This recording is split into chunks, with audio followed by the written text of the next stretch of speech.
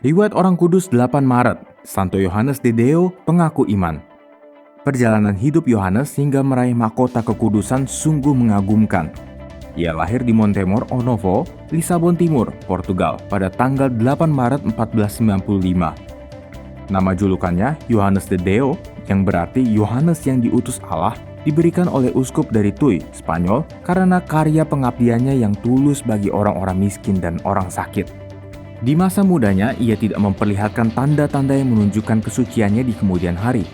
Ia sebaliknya menjalani suatu cara hidup yang tidak terpuji. Semasa kecilnya, ia pernah kabur dari rumah orang tuanya dan lari ke Spanyol. Di sana, ia menjadi seorang gembala. Kemudian ia menjadi tentara dalam perang melawan Prancis. Seusai perang itu, Yohanes menjadi anggota sebuah kelompok tentara yang ditugaskan untuk menyerang Turki. Keterlibatannya dalam perang-perang ini membuatnya tidak lagi memperhatikan kewajiban-kewajiban imannya. Ketika berumur 40 tahun, ia bertobat dan kembali menjalankan kewajiban-kewajiban imannya.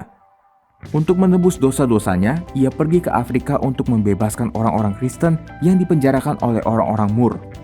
Ia bermaksud menjadi martir bagi orang-orang itu. Tetapi atas nasihat dari bapa pengakuannya, ia kembali ke Spanyol. Ia pergi ke Gibraltar dan menyebarkan Injil dengan menjual buku-buku rohani dan gambar-gambar kudus. Dari Gibraltar, ia berpindah ke Granada. Di sana, ia mendirikan sebuah toko kecil yang menjual barang-barang kudus dan rajin menjalankan kewajiban-kewajiban beragama. Awal kehidupannya sebagai manusia baru di dalam Allah berawal dari sentuhan khotbah Beato Yohanes dari Avila. Khotbah ini sungguh menyadarkannya akan kebejatan hidupnya di masa lampau. Ia sungguh menyesal bahkan sampai sakit dan harus berbaring di rumah sakit selama beberapa waktu. Setelah sembuh, ia memutuskan untuk mengabdikan seluruh sisa hidupnya bagi kepentingan orang-orang miskin dan sakit di Granada. Untuk itu, ia mengumpulkan orang-orang miskin dan sakit di rumahnya di bawah tanggungan dan perawatannya. Dengan bantuan para penderma lainnya, ia sungguh berhasil dalam karyanya. Semua orang mengakui pengabdiannya yang tulus itu, termasuk Uskup Agung Granada dan Uskup Tui, Spanyol, yang memberinya julukan Yohanes a Deo. Sekali peristiwa, ia mendapati seorang miskin yang terkapar hampir mati di jalan yang dilaluinya. Segera ia membawa orang sakit itu ke rumah sakit untuk merawatnya. Ketika ia memandikan orang sakit itu, ia tertegun heran karena luka-luka tembusan paku pada kedua kaki orang itu memancarkan cahaya.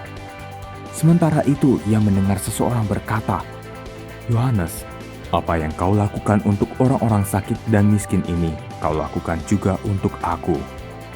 Lalu serta-merta orang sakit itu lenyap dari pandangannya. Orang sakit itu ternyata Yesus yang menampakkan diri pada Yohanes sebagai seorang sakit yang tidak berdaya.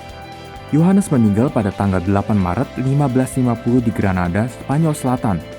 Ia digelari Beato pada tanggal 21 September 1638 oleh Paus Urbanus ke-8 dan ditetapkan kudus pada tanggal 16 Oktober 1690 oleh Paus Alexander ke-8. Kemudian pada tahun 1886, Paus Leo ke-13 mengangkatnya sebagai pelindung surgawi semua rumah sakit dan orang-orang sakit.